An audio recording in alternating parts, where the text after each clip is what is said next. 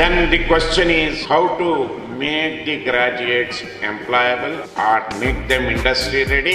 This is possible only if academia collaborate with the industry. ಬೆಳಗಾವಿಯಲ್ಲಿ industrial ಅಕಾಡೆಮಿಯ ಮಹಾಸಮ್ಮೇಳನವು ಯಶಸ್ವಿಯಾಗಿ ನಡೆಯಿತು. ಅಮೆರಿಕದ ಪ್ರತಿಷ್ಠಿತ ಕಾಲೇಜುಗಳಲ್ಲಿ ಟ್ರೈನಿಂಗ್ ಜೊತೆಗೆ ಉದ್ಯೋಗಾವಕಾಶ ಕೂಡ ನೀಡಲಾಗುತ್ತಿದೆ. ಸಿಇಒ ಜಿಟಿ ಗೋಯಲ್ ಹೇಳಿದರು. ಏಪ್ರಿಲ್ 20, 2024ರಂದು ಬೆಳಗಾವಿ ನಗರದಲ್ಲಿ ಮೊದಲ ಬಾರಿಗೆ ಅಕಾಡೆಮಿಯ ಮಹಾಸಮ್ಮೇಳನ ನಡೆಯಿತು.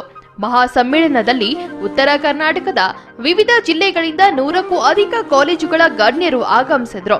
ಕಾರ್ಯಕ್ರಮದ ಮುಖ್ಯ ಅತಿಥಿಯಾಗಿ ವಿಶ್ವೇಶ್ವರಯ್ಯ ತಾಂತ್ರಿಕ ವಿಶ್ವವಿದ್ಯಾಲಯದ ಉಪಕುಲಪತಿ ವಿದ್ಯಾಶಂಕರ್ ಎಸ್ ಅವರು ಸಮ್ಮೇಳನವನ್ನ ಉದ್ಘಾಟಿಸಿದ್ರು.